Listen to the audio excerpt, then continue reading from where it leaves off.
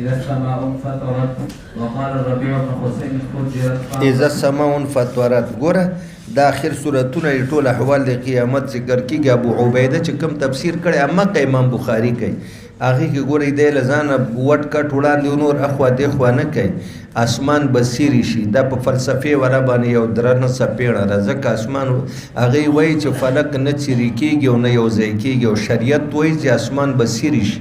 ټوکړه ټوکړه برا پریوزیا. وقال الأعمش وعاصم فعدلك بالتخفيف وقراءة أهل الحجاز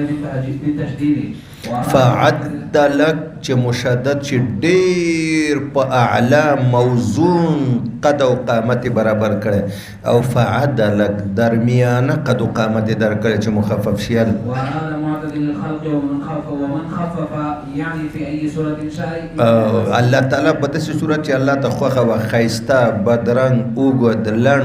غنم رنګ سپین رنګ سور رنګ چې خدای کوم خوښ هغه اله. ويل للمطففين. مطففین ګوره تطفیف څه ته وایي پناه په تول کې کمای کول. پناه په تول کې کمای کول تاسو یقین په خدای وکړه دا دومره خطرناکه خبره ده. د آیت کریمه تفسیر چې تاسو هم حیران شئ. مفتی شفیع رحمت الله علیه لیکلی دي هغه وایي چې یو ټایم دی یو عمل لپاره مقرر دی لکه استاد ته ټایم مقرر ده او بغیر د شرعي عذر نه راځي دا تطفیف کې راځي. یو کس ته یو ټیم مقرر ده او تنخواه ورته ورکوي او دی په ټیم نه راځي دا تطفیف کې راځي. څنګه چې په ترازو کې په ګز کې تول او ناب کې کمی تطفیف ده دا حرام ده. نو چې کم ټایم مقرر ده او تا ته تنخواه مقرره ده او تا تونه تر 12 وتونه یوي او نه راځي بغیر د شرعي عذر دام تطفیف کې راځي. هله شاو. وقال مجاهد ران سبد الخطايا صوب جوليا. مطفف هغه چاته وی لا یوفى چې هغه بل تخپل حق پورا نه ورکوي. وبه قال حدثنا ابراهيم المنذر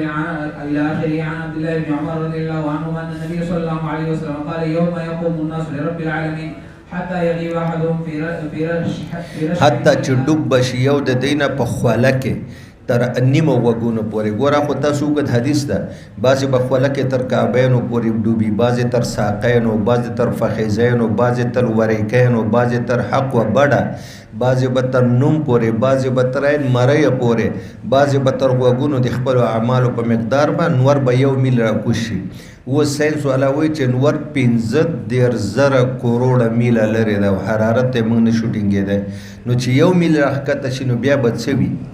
ټول خلق به په خولو کې لامبو وهیل. اذا السماء انشقت. کله چې اسمان سیری شي. قال مجاهد كتابه بشماله. ګوره مولانا صاحب الله تعالی دې موږ تاسو وساتي د قیامت پر ورځ خو دا عملنامې تقسیمیږي که نه. فاما من اوتي کتابه بیمینه فیقول هاؤم اقرؤوا کتابیه. دې داسې یو مثال لکه دنیا کې یو سړي امتحان ورکه او هغه ممتاز راشي هر چاته وایي راشه زما کشف درجات وګوره زما سند وګوره او چاته به عملنامې په چپ لاس کې لکه دنیا کې لیکلي راسب یا مقبول نو له شرم نه چاته نه کشف درجات ښودلی شي او نه سند ښودلی شي او دا چپ لاس کې چې ورکوي داسې نه ورکوي چې همداسې ورکوي. خدای هم دې وساتي دا سینه به یې سیرې کېږي دا چپ لاس به یې په سینه کې دننه کې شاته به یې وباسي داسې به رواني داسې او لاس به یې شاته نیولي او چغې به وایي یا لیتنی لم اوت کتابیه. خدای کاش کې چې دا عملنامه دې اړو راکړې نه وای زه خو په شرمونو باندې وشرمېدم که نه. عبدالرحمن بابا وایي موږ عبدالرحمن بابا وایو که نه شعر د وجه نه یا د اختصار حالانکه په خپل عبدالرحمن بابا وایي زه ما رحمان ته چې رحمان وایي کافر ده زه رحمان د خپل رحمان عبدالرحمن یم. نو عبدالرحمن بابا وایي قافلې چې د یمین شمال بیلیږي زه رحمان به وایم مل د کوم کاروان یم. نو ما ته به عملنامه ښی لاس کې که چپ لاس کې وثق جمع من دابة واللیل وما وثق جمع. ګوره د شپې ټول انسانان هم کورو ته راځي څاروي ګډې بیزې چې څه دي او کافر ګمان دا و الله يرجع چې زه به بالکل دنیا ته بیا نه آخرت ته نه واپس کېږم. وبه قال حدثنا عمرو بن علي الى اخره عن ام عائشه رضي الله عنها قالت قال رسول الله صلى الله عليه وسلم ليس احد يحاسب الا هلك. قالت قلت يا رسول الله جعلني الله في ذاك اليس يقول الله تعالى فابى من اوتي كتابه بيمينه. ګوره وایي چا سره چې حساب وشي دی هلاکي نو مور بی بی ورته چې قربان الله دې ما تا نه زار او قربان کې ولی الله نه فرمایي فاما من اوته کتاب بیمین فسوف یحاسب حسابا یسیرا چاته چې عمل نامه خیله سی ورشي د تو اسانه حساب کتاب او تاسو چې ځاز حساب وشي هلاکی نو حضور ورته ویل چې وا عائشه یو حساب د یو عرض ده عرض او حساب کې ګوري فرق منګه مثال داسې ورکو کتابونو یو مدرسه ده هغه طالبان ډیر لري شپږ 100 طالبان د داخلي په ورځ را او داخله محدوده ده نو دا طالبان صف داسې ودرولي د مدرسې انتظامیه او استادان ولاړي په یو صف او طالبان داسې مخې ته تیری نو استادان صورت او سیرت او ماضی ته ګوري زاړو طالبان نو داسې وي ز شابه ز یو راونی سي ته ودرګ راوځه دی خو ته پروس کال چیرته وي یاره چې دلته نو ته څنګه دلته وې ته امتحان نسبه ثانوي نه مې د ور کړې سالانه نه مې د ور کړې پابندۍ سره سبق نه چې بس هفته کې یو ځل نیم براتلم و د سره مناقشه شروع شوه بلې د امتحان نه د ور کړې ولی هفته کې یو نیم ځل راتلې ولی ازري په 2 بجې وته ونی مې واته بجې راتلې خداګیره دی ولی لنډه کړې دا وخت د مناقشه ده او پات شودا حساب یسیر عرض زی شابه چاته چوي ز شابه د داخله میلاو شو چې چاته دی خو ودرېګه ته ولې نه وي پروس کله ول امتحانات ورکړي زته د داخله نشتره نمبر دې کمی دي د مناقشه ده چې چا سره مناقشه په حساب کې وشو نو د هلاک او چې چاته عرض وشو نفس پیشي د حسابي باب قول الله تعالى تركبون طبقا عن طبق الله تاسو پیدا کوي درجه په درجه طبق به طبق معنا حالا بعد حال وسو ګرمونه درجه په درجه څنګه اول خوراک نه نطفه جوړ شي نطفه نه علقه جوړ شي علقه نه مزغه جوړ شي مزغه نه جنین جوړ شي جنین نه بیا طفل او بیا رضی داسې درجه په درجه الله بنده پیدا کړي وبه قال حدثنا سعيد بن نضر الى اخره قال ابن عباس رضي الله عنهما لا تركبون طبقا عن طبق حالا بعد حال یو درجه نه پس بل درجه مطلب انسان تدریجا کمال ته رسیدل سنوله کنه یو ظلم د شي مونږ پیدا شوی سره دی ګیرو پړ نه خو درجه په درجه مونږ کمال ته رسیدلی کنه سوره البروج وقال مجاهد الاخدود شق في الارض ور اخدود لوی جوړي خندقونه او کندو ته ویل کېږي نو تاسو ته کیسه معلومه ده هغه بادشاه او زونواز هغه چې ونه بس د پخوانی بادشاہانو ساحران ساتو وسم ساتي هغه ورته ویل بادشاہ ته ساحر چې زه بوډا شوی ما چېرته یو ذهین ماشوم وګوره چې زه ورته علم سحر وښیم بیا باغت تاسو سره زما په ځای زه د کونډې زوی وړې ذهین واغې ورته مقرر نو ورته ویل ته به سحر زیا غلطه ساحر نه به زهر یاد اب غریب چې روان ولار کې یو ځای کې یو خانقاه واغې کې راهب پروت عیسایانو د به یو 2 منټه ورته شو هغه سره بکیناس بیا بالته نا وخت لاړو نو ساحر به وه ولې نا وخت را لیا ته بجې ټیم د تو اته نیمه نو بهانه به ورته وکوي زکور کې موري سر کړ بیا چې واپس یو بیا به د راهب سره لګ ناستو مثلا یو بجه به چوټي وکور ته 2 بجې راغی مور به وه ولې نا وخت را لې ویزال ته راغی سر کړو مزه استاد آخر پته ولګره چې دا ماشوم دی هغه وخت اسلام قبول کوي عیسایت یو ورځ را روان ده چې لاره بنده د دواړو خوا خلک لګ بندو چوک د بند نو څوک خو وړي نه دی خو ولی و یو زمره راوته د په دې چوک کې د څوک په نشي ورتلوي ښا نو دی ور یو دغه شانته یو کاڼي راوچت ک وای بسم الراهب الله اکبر د راهب د خدای په نوم باندې الله اکبر چې کاڼي په خوش کز مړی وشته مردار شو لار خلاص شو او بسم رب الراهب نو خلک حیران شو چې ماشوم کې څه کمال بادشاہ ته خبره ورسره وي چې ته هم سحر ته مقرر کړې ته راهب و یو زه عیسائی شویم او مسلمان بس هغه ماشوم د خلکو وجه دا کیسه چې خلکو وکړه خو ډېر خلک مسلمانان شو بیا خندقونه وویست خندق ماشوم د څه کار وکړه بادشاہ رحمت الله څه ورسره پولیسو ته ویلي غره ته بوزي راوي غورځوي چې لاړه د خدای شان د ګوره کم پولیس چې ورسره تلیو د هغې خپې وخوی دی را پرې وتل مړه شو دی روغ راغی بیا کشتۍ کې کېنه وای د سمندر منځ کې ګزار کوي هلاړه کشتۍ ډوبه شوه پلیس ډوب شو پکې او دی بیرته ژوندی کور ته نه مړ کېده. آخر ورته ویل ته ډېر خلک را جمع که زه درته خپل مرګ طریقه ښیم. دنیا خلک یې را جمع وی ښه یو کس لینده واخلي غشی کېدی پکې او بسم رب هذا الغلام بیا دا غشی په ما را پرېږدي بیله به تاسو ما مړ کړي.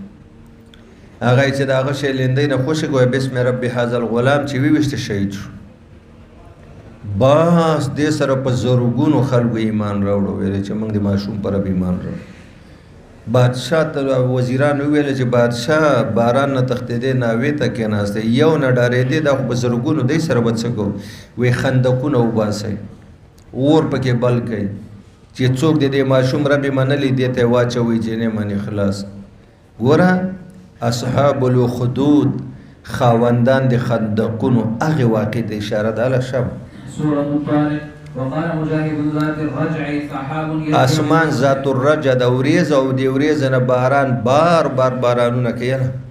ذات الصدع تتصدع والارض ذات السود او زمکه ذات السود د ګوره باران وشي زمکه وپړسېږي بیا سیري شي بیا نباتات ترې راوټو کېږي. سبح اسم ربك. قال شب قال حدثنا عبدان الى اخره عن البراء رضي الله عنه قال اول ما قدم علينا من اصحاب النبي صلى الله عليه وسلم مصعب بن عمير وابن مكتوم فجعل يقريان القران ثم جاء عمر وبلال وسعد ثم جاء عمر بن الخطاب في 20 ثم جاء النبي صلى الله عليه وسلم فما رايت اهل المدينه فرحوا بشيء فرحوا به. دا ګوره حضور نمک ډیر صحابه تلیو چې کله د حضور د راتلو اوازه شوه ولائد ولیده جنۍ دا چې وړې وړې نابالغه جنکۍ او هلکان دا به د مدینې لاره باندې ولاړو او استقبال به یې کو یقولون هذا رسول الله قد جاءنا دا د الله رسول دی او د مکې نه مدینې ته تشریف راوړله. فما جاء حتى قرأت سبح اسم ربك الاعلى في سور مثلها. او دغه شانته نور سورتونه چې هغه په د مفصلاتو کې او په هغې کې احوال د قیامت و دا یې موږ ته واورولله. هل اتاك حديث الغاشيه وقال ابن عباس رضي الله عنهما عاملة الناس والنصارى ډېر مخونه به په دې ورځ باندې ذلیل او محنت کش ښکاري چې کوم سړی محنت کش او ذلیل یې مخې تور وي د ډېرې پریشانۍ نه. علامه شبیر احمد عثماني وی دا به د آخرت مصیبتونو وهلي دي نه وی یهود و نصوارا مرادیل. وقال مجاهد عین آنیه بلغ اناها او دی ته به اوبه ورکړي د داسې چینې نه آنیتن چې اوبه به یې خوټ کېدو کې انتها ته رسېدلي اوبه چېرته دي وینې زه ویل بلغ اناهو چې حرارت به انتها ته رسېدلی. جنت کې به څوک کنځلې نه اوري شور شغبله اوس ورکولی به شي جهنمیانو ته زوري ته عرب شبرق وایي. شبرق دا یو بوټی ده نو تاسو د بعضې نباتاتو کتابونه د زراعت والای چاپی دا سخت تریخ ده یو بدبوداره ده دوه ازغیداره ده درې بد صفتونه پکې دي. یو نهایت تریخ ده دویم نهایت بدبوداره ده نهایم درې ازغیداره ده. ګوره دا اوښ متعلق راځي دا کتابونه عجایب المخلوقات وایي چې هر قسم بوټی وخوري خو دا شبرق نه خوري. دا دومره بدبوداره ده چې اوښ ورته نږدې شي بېرته ترېنه منډه کړي ازغي او تریخوالی او بدبو اوښ هم نه خوري. دغه خوراک به جهنمیانو ته ورکوي اعاذنا الله. او له پاسه چې تږي شي بیا به ورته وینې زبې خوټ کېدلې چې په خوټ کېدو کې انتها ته رسېدلي هغه به ورکوي. ته خو چې په موږ باندې مسلط نه یې الله. وقال ابن عباس رضي الله عنهما ايابهم مرجعهم والفجر وقال مجاهد الوتر الله ارم ذات العماد. ګوره وقال مجاهد الوتر والشفع والوتر شفع ټول مخلوق زوجین جوړه جفت او وتر طاق الله والعماد اهل عمود لا يقيمون يعني ارم ذات العماد. ګوره دا عادیان چې وکنه یو ارم اولاد او یو ارم ثانی او اخر ده القدیم دا پخوانی خلق ذات العماد ولی ورته والعماد اهل عمود خیمو والا خانه بدوش خلق یو زین بل زیتا خیمه ودري په باڼسونو باندې اهل خیامن یو چابک دی عذاب من دی تورکل لما اسقف وجمع الكثير. وقال مجاهد كل شيء خلقه وشفع السماء شفع والوتر والله تبارك وتعالى او یو چې د طاق د الله تبارک وتعالى دا باقي ټول مخلوق شفه ده. وقال غيره صوت عذاب كلمة تقولها العرب لكل صوت عذاب دوه معناګانې او یو کمچین چابک دی عذاب او دویم کلمة تقولها العرب لكل نوع من العذاب هر نوع عذاب چې راشي عربان وي صوت عذاب دا د عذاب یو چابک او کمچین ولا لبالمرصاد إليه المصير الله تعالی د دې منتظر ده بس الله به دوی ته عذاب ورکوي. تحادون تحافظون تحضون تأمرون بإطعامه ګوره تاسو چاته ترغیب او تشویق نه دا ورکړی اهتمام هم کړی ده نه دا کړی دی طعام ورکولو غریبانو فقیرانو ته. المطمئن المصدق ګوره تاسو چې د تصوف سره تعلق ساتئ یا تصوف سره تعلق نه ساتئ نو چې ساتي هغه طالبانو ته دا خپته چې نفس 5 قسمه ده. یو ته نفس اماره وي،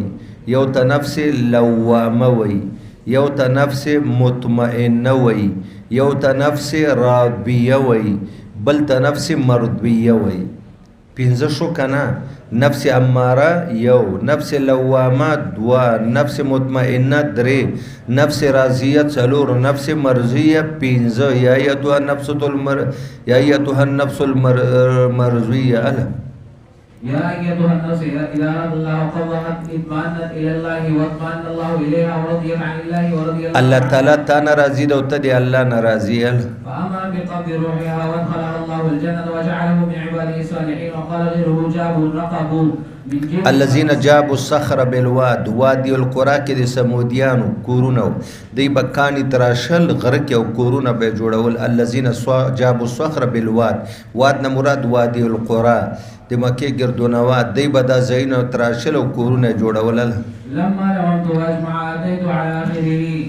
لا اقسم. وقال مجاهد بهذا البلد مكة ليس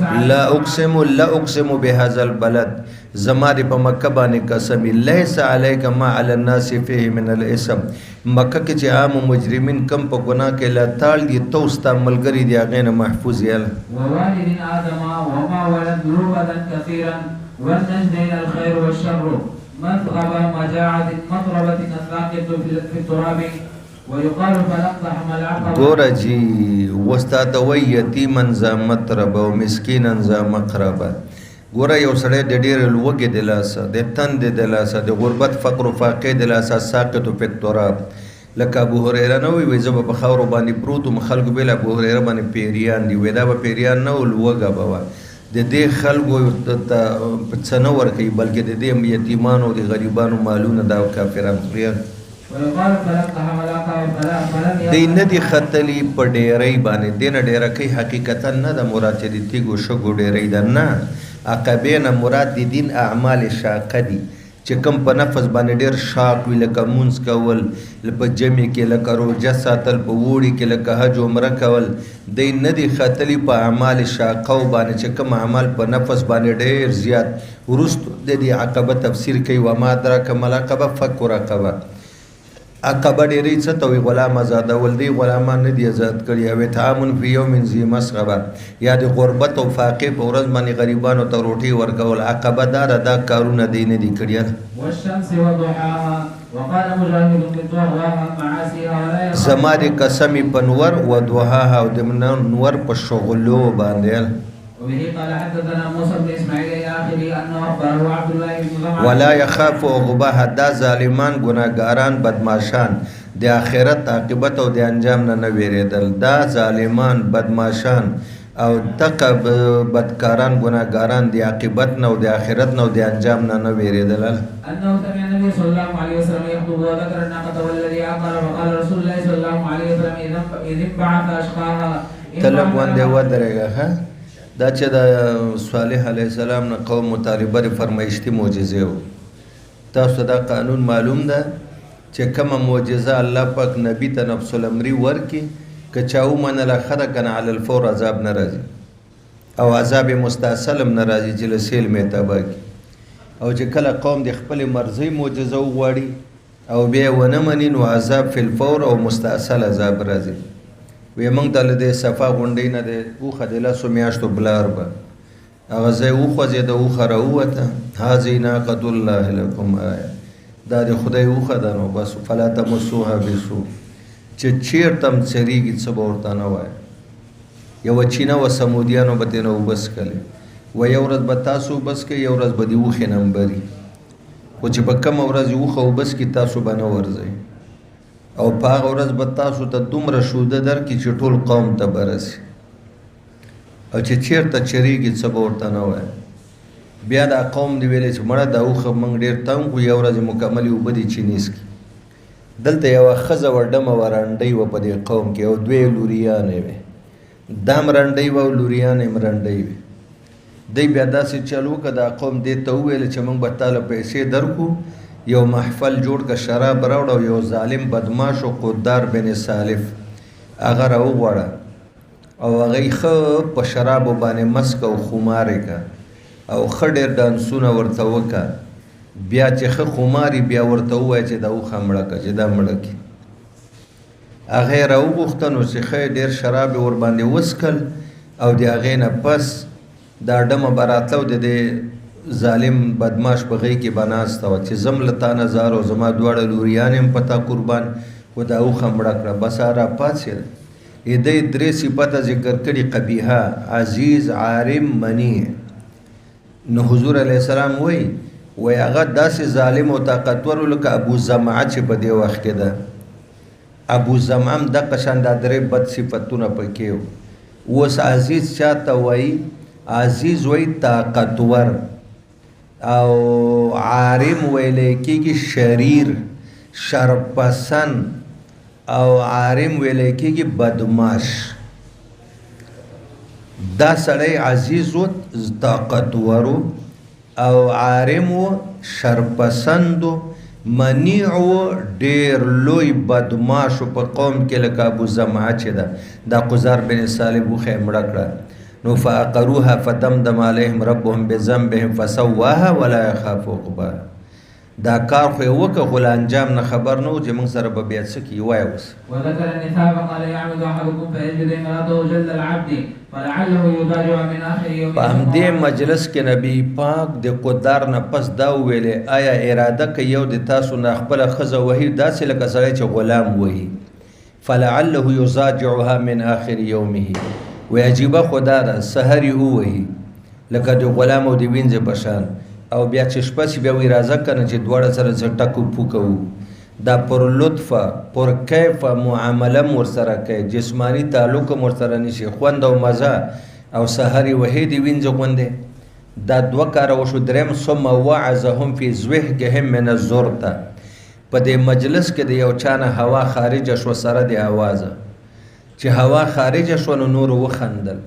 نو چې وی خندل وقال لما یضحک احدکم مما یفعل ولې خاندي یو د تاسو نه په هغه کار چې په خپله یم کوي دا هوا خو زموږ تاسو ټولو نه خارجي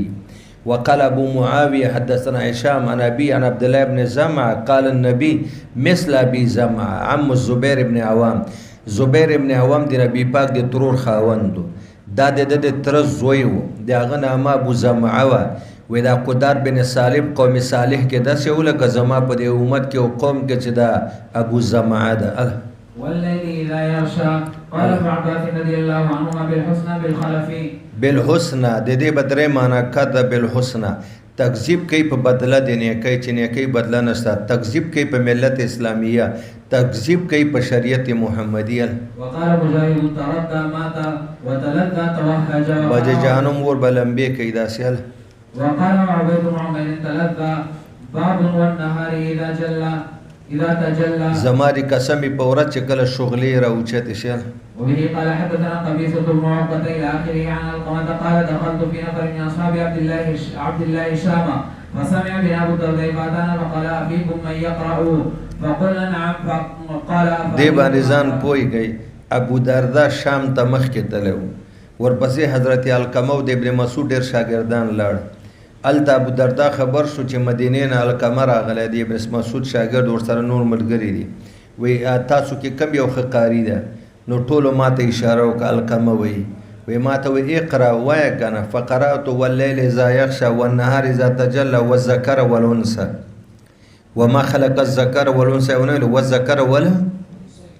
قال انت سمعتها من في صاحبك ابو دردا ورته د قرات همداسې تا د ابن مسعود د خلینو اورېدلی قلت نعم القموي ما ورته او دا د ابن مسعود روایت قرائت ده د متفرد د په دې قرائت کې د جمهور قرائت خو ما خلق الذکر والانثى ده کنه لیکن والذکر والانثى دا متفرد د ابن مسعود په دې قرائت و ما ورته تا د ابن مسعود دا څه اوریدل وای او قال فانا سمعت من في النبي او ابن مسعود له چې ما د نبی پاک نه اوریدل وهؤلاء يابون علينا ابو درداء ورته وی زه چې والذکر والانثى وایم دا د شام خلق په ما باندې تنقید کوي دا نه مني ځکه شام خلقو به د جمهور قرائت منه د جمهور قرائت څه و ما خلق الذکر وی زه چې د شام خلقو ته دا وایم هغه نه مني تنقید کوي او دا تا د ابن مسعود خلین اوریدل هغه د نبی پاک لیکن د شام خلقو ځکه نه منه چې دا قرائت د ابن مسعود بیا منسوخ شوی ده او د جمهور قرائت چې وما خلق الذکر والانثى ده هغه ناسخ ده ورستو ابن مسعود بیا رجوع کړی ده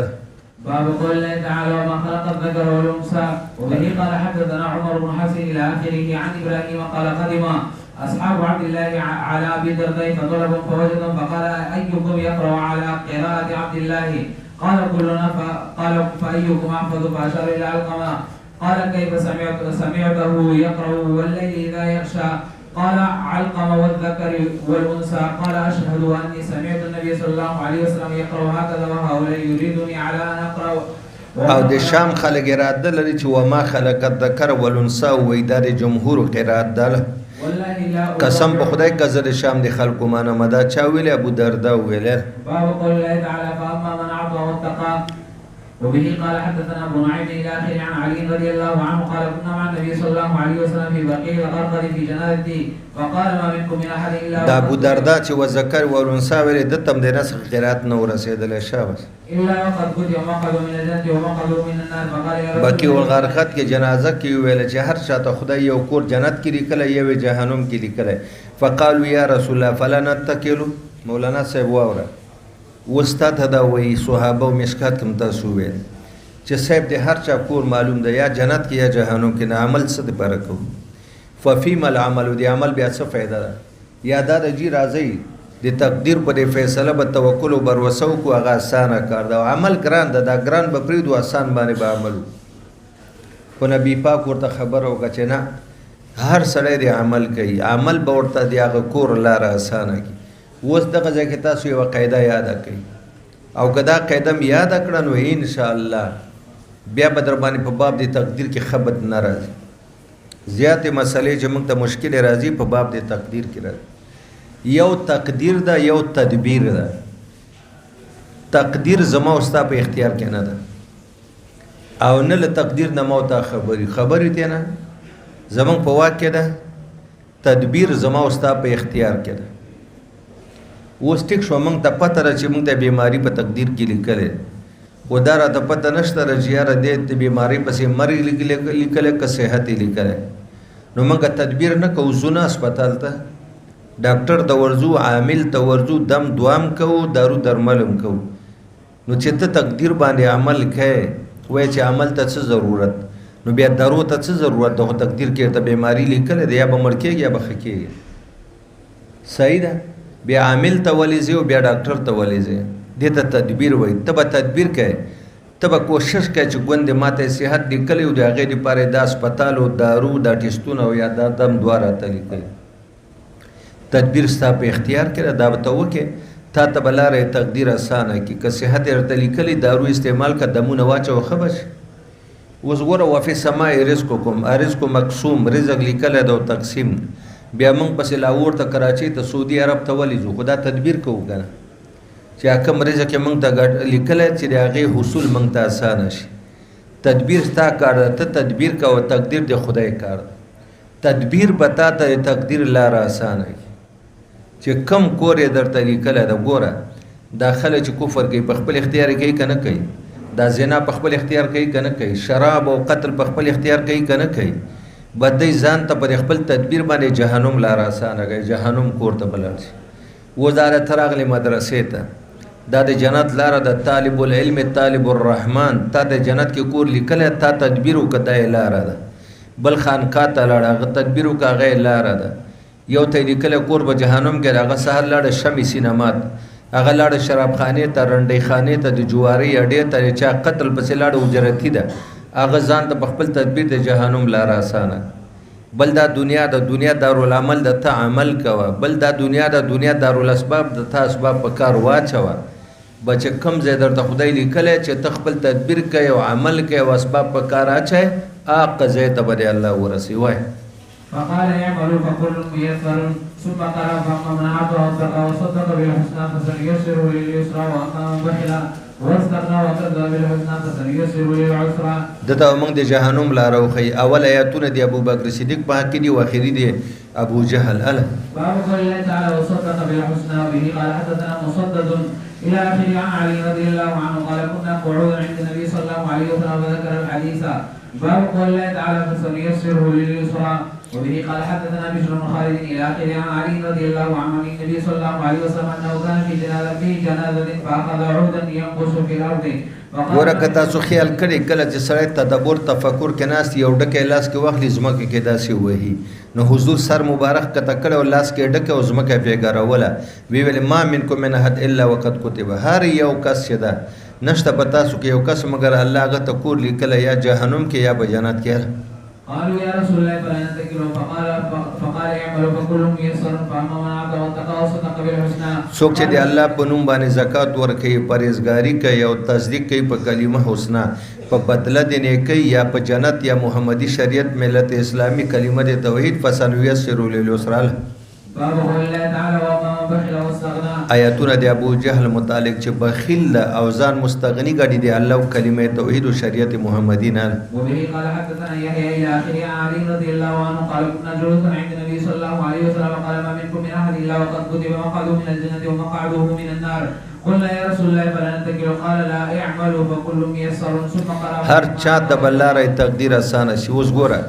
تاسو د دنیا کې تدبیر کوئ د نجات من النار کنه کوئ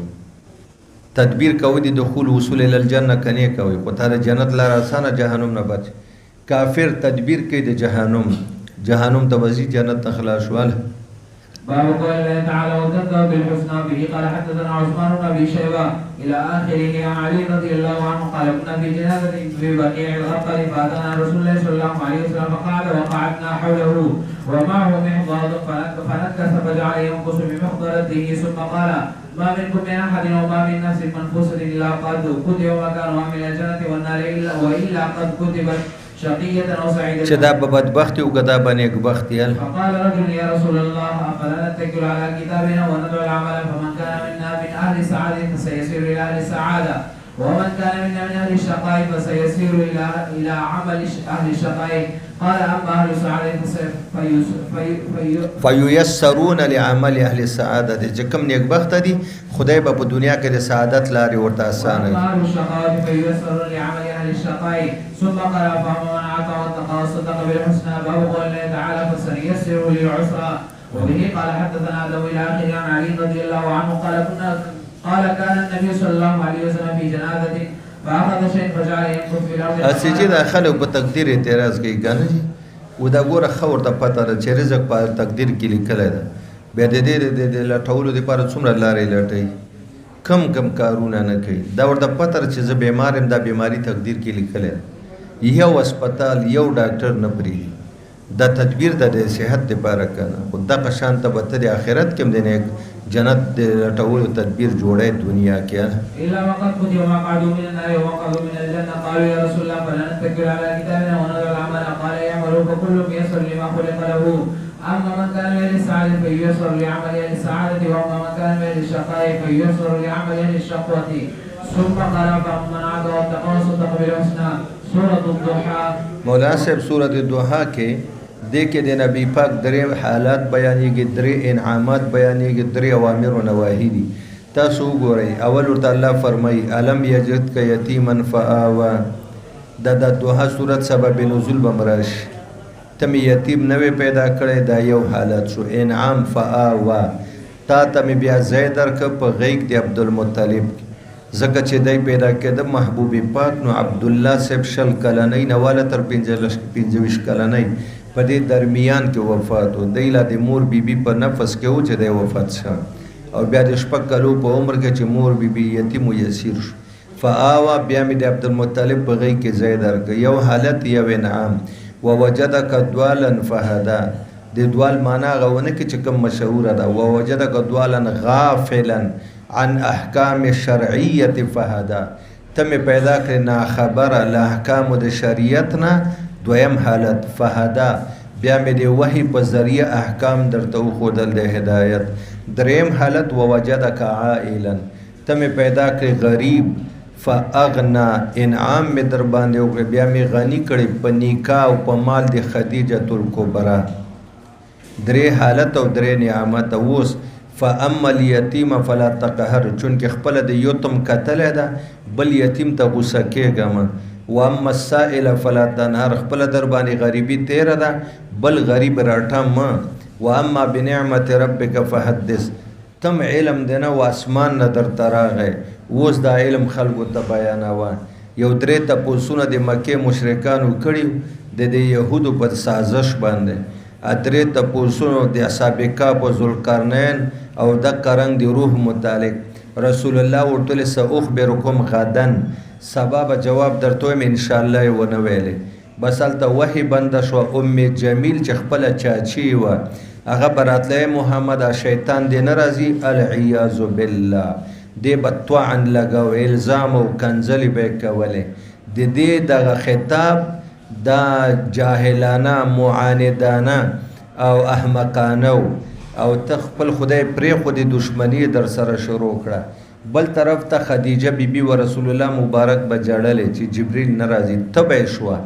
اول ته مانه مشرکان جواب غواړي نو خدیجه ابی ورته وی قربان څو ورځې کېږي دوست یې نه راځي دې خطاب ته وګوره عاشقانه بطور افسوس ورته وی چې جی هغه دوست دی ولې نه راځي دا څو ورځې وشوې او ام جمیل ورته وی هغه شیطان دی ولې نه راځي العیاذ بالله وقال مجاهد والليل اذا سجى استوى وقال غيره والضحى زما د ستا پر سپین مخ باندې قسمی واللیل زما د ستا پر زلفانو باندې قسمی اذا سجا چې کله په مخ باندې را ګومنځ کې داسې شي لکه د سپوږمۍ مخې ته چې وریځ راشي عائلا فاغنى ذا عيال باب قول الله تعالى ما ودعك ربك وما قال به قال حدثنا احمد نر پرخه او نه در سره دشمنی شروع کړي ده الى اخره قال سمعت جند بن سفيان قال اشتكى رسول الله صلى الله عليه وسلم فلم يقم ليلتين وصلاه فجاءت امراه فقالت يا محمد اني لا ارجو ان يكون شيطانك قد ترك كلام اراه قريبا منذ ليلتين وثلاث فانزل الله والضحى والليل اذا سجى ما ودعك ربك وما قلى او وس الله پاک ورته راضی کوي خوشاله محبوبه زما رستا پر مبارک سپین مخ قسمی پر زلفانو چې نه مې پرخه او نه مې در سره دشمنی د دې دروغ ویل باب قول الله تعالى ما ودعك ربك وما قلى يقرأ بالتشديد والتخفيف معنى واحد ما تركك ربك وقال ابن عباس رضي الله عنه ما تركك وما وعدك وبه قال حدثنا محمد بن بشار الى اخره قال حدثنا غندر قال حدثنا شعبة عن الاسود بن قيس قال سمعت جندب البجلي قال امرأة يا رسول الله ما ورا صاحبك الا امرأة مراد خدیجه الکبرا ده ورته وی یا رسول الله ما ورا صاحبك الا ابتاك جدا زما خیال دا غستا سو دوست لک تاخير وک عاشقانه خطاب زما خیال دا ستا سو دوست جبريل لک تاخير وک ناراضي اله فنزلت ما ودعك ربك وما قال ولم نشرح وقال مجاهد ایا موږ ستاسو نه خلاص نه کړ علم ته معرفت ته نبوت ته رسالت ته ختم نبوت ته وزر څه ته ویل کیږي وزر ګناه ده دلته ګناه معنا نه اخلي مباحات یا ترک الافضل للمفضول علم نشرا لك سودوان عنك وزرك چې کوم کارونه مباحات ته نشوي دي یا ترک الافضل للمفضول ته کله نه کله شوی ده باغی بانستا مؤاخذه نشته ده اثقل مع العسر يسرا قال ابن عيينة ان مع العسر يسرا ګور غدري قیدې دي مشهوره نکره چې مارچ نکره ثاني غیر اولای معرفه چې مارچ معرفه ثاني عین اولای معرفه چې مارچ نکره ثاني عین اولای نکره چې مارچ معرفه ثاني غیر اولای اذا اشتدت بك البلوى ففكر في الم نشرح فعذر بين يسرين اذا فكرت فافرح په دوو تکلیف یو تکلیف خدای دوا اساني ورکړي لقوله هل تربصون بنا الا احدى الحسنين ولن يغلب عسر يسرين. ګوره موږ سره خدای پاک دوو کې یو تاسو انتظار نه کوئ په موږ مګر په دوو نیکیو کې د یوې نیکۍ یا شهادت او یا غلبه او غالب بنشي یو تکلیف په دوو اسانیو باندې یعنی په یو تکلیف خدای دوه اسانی ورکوي نکره مات شوې نکره ثاني غیر اولاده. وقال مجاهد فانصب في حاجتك الى ربك فاذا فرغت عن الصلاه فانصب الى الدعاء ځان ته دعا وکړه کنه. ويذكر عن ابن عباس رضي الله عنهما لم نشرح لك صدرك شرح الله صدرك. الله تعالی ستا سینه خلاصه کړې د دین ته اسلام ته نبوت ته علم ته عرفان ته. والتين والزيتون. وقال مجاهد ګوره انځر او زیتون د دې څومره صفاتونه معالم العرفان وګورئ تاسو به حیران شئ چې په انځر کې څومره خواص دي او په زیتون تیلو کې څومره خواص دي.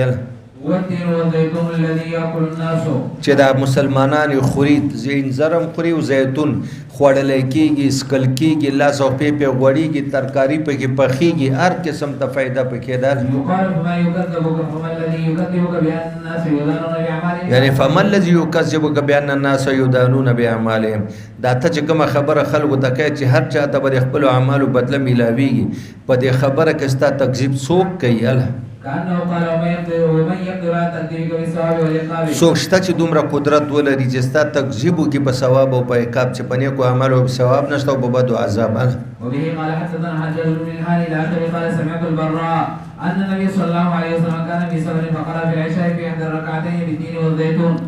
سورة اقرأ باسم بس جزاكم. سورة ګیله کړي صحابه ونه یو ځلی وکړه وای ما جناتو ته سورۃ تین ویل چې دې زه تراغلو الیس الله بحکم الحاکمین وای هغه جواب راک بالا ونحن علی ذلک لمن الشاهدین او تاسو جواب رانه. بل په سورۃ الرحمن کې چې ما وای ته تلاوت کوم نو چې ما ویل فبأي آلاء ربکما تکذبان و جناتو براتو ویل لا بنعمک ربنا نکذب فلک الحمد او تاسو جواب رانه. نو دا خارج الصلاه چې څوک سورۃ الرحمن وای فبأي آلاء ربکما تکذبان ته ورته لا بنعمک ربنا نکذب فلک الحمد. څوک سورۃ التین وای الیس الله بحکم الحاکمین ته وای بلا وانا علی ذلک لمن الشاهدین.